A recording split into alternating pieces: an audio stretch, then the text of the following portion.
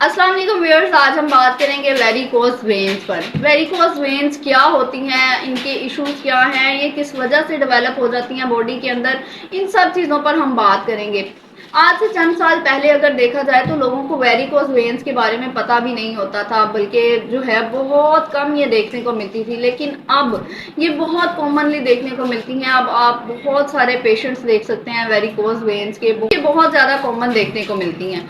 बात करते हैं कि वेन्स क्या होती हैं। सबसे पहले हम जानेंगे कि वेन्स क्या होती हैं। हमारी बॉडी के अंदर दो टाइप्स की जो है वो नालियां जिनको कहा जा सकता है वो पाई जाती हैं, जिनमें एक तो आर्टरीज होती हैं और दूसरी वेन्स होती हैं। आर्टरीज जो होती हैं वो हार्ट से ऑक्सीजनेटेड ब्लड जो है वो पूरी बॉडी को सप्लाई करती हैं, जबकि जो वेन्स होती हैं वो डी ऑक्सीजनेटेड ब्लड जो है वो हार्ट की तरफ वापस लेकर जाती हैं, ताकि वो दोबारा ऑक्सीजनेटेड होकर पूरी बॉडी में सप्लाई हो सके। और ये काम इसी तरह से जारी रहता है और एक पर्सन अपनी हेल्दी लाइफ गुजारता रहता है। लेकिन अगर ये काम कहीं पर भी डिस्टर्ब हो जाए, अगर आपकी वेन्स के अंदर कहीं कहीं पर भी डिस्टर्बेंस क्रिएट हो जाए, मतलब जब वेन्स ब्लड को आपकी बॉडी से हार्ट की तरफ लेकर जाती हैं तो वो पाँव की तरफ से जो है आपके हार्ट की तरफ जा रहा होता है, तो ये ब्लड सर्कुलेशन थोड़ी मुश्किल होती है। लेकिन इन वेन्स के अंदर कुछ ऐसे वॉल्व्स, जिनको दरवाजे कहा जा सकता है आम अल्फाज में, मौजूद होते हैं जो ब्लड को वापस नीचे जाने से रोकते हैं और ब्लड को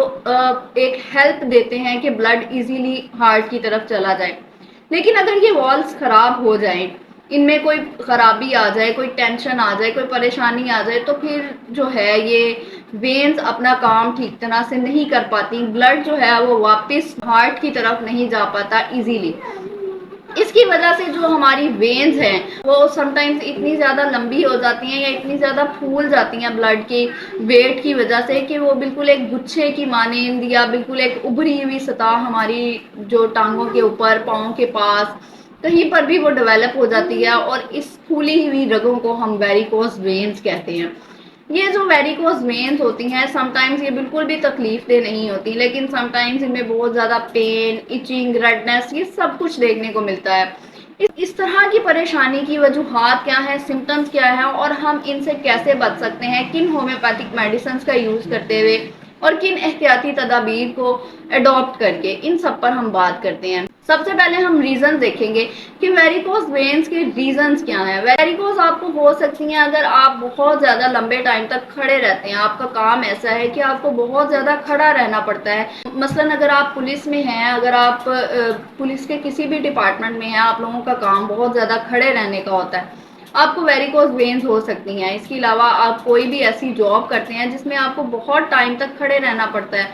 अगर आप जॉब नहीं भी करते, आप सिंपली एक हाउस वाइफ हैं, तो हाउस वाइफ्स को आजकल खड़े होकर काम करना पड़ता है। किचन के अंदर जो है वो शेल्फ्स बनी होती हैं और उन पर खड़े रहकर काम करना पड़ता है।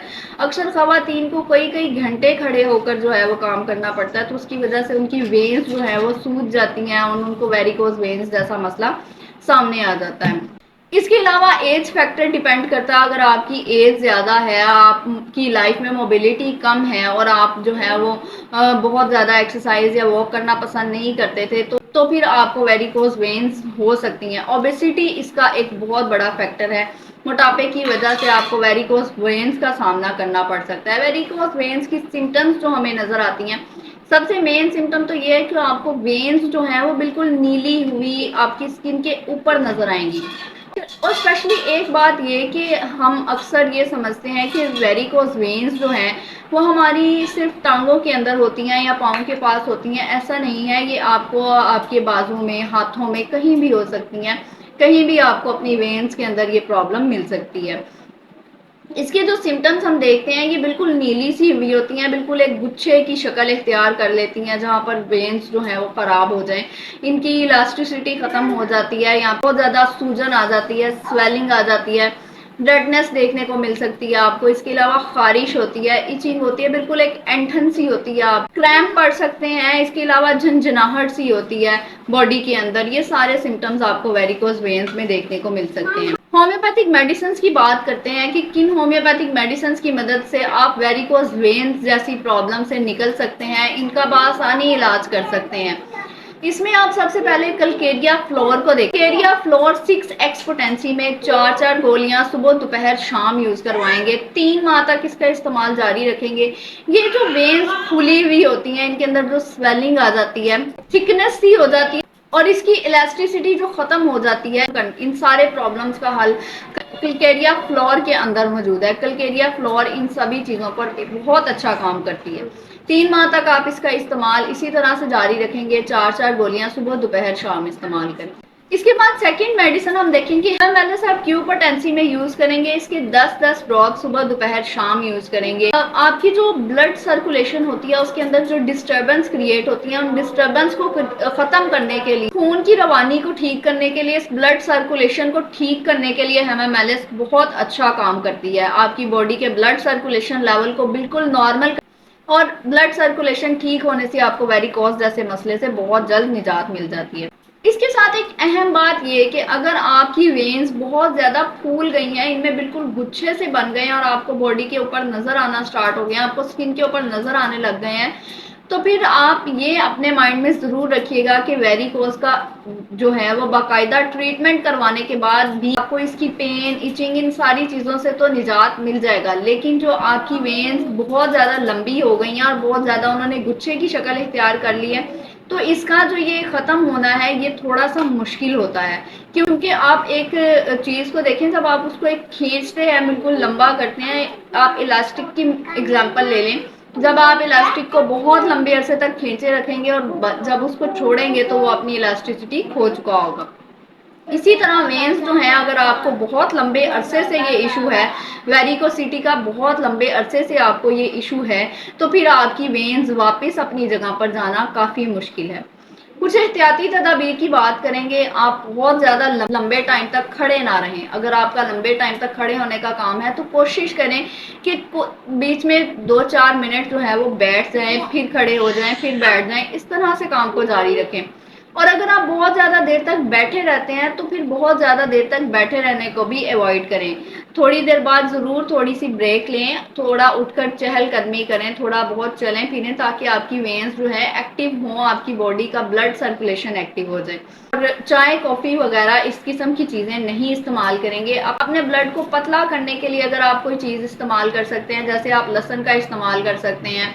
इसके अलावा आप गुड़ का इस्तेमाल कर सकते हैं। लहसुन बहुत अच्छी चीज़ है, आपकी जो ब्लड सर्कुलेशन है उसको एक्टिव करने के लिए, ब्लड सर्कुलेशन को सही करने के लिए लहसुन बहुत ज़्यादा हेल्पफुल होता है। इसके अलावा जब आप बैठते हैं कहीं किसी चेयर पर, किसी भी चीज़ पर, तो आप ये ध्यान रखें कि टांगे हैं वो बिल्कुल हवा में लटक ना रही हो। आपके जो पाँव हैं उनको सपोर्ट ज़रूर मिले।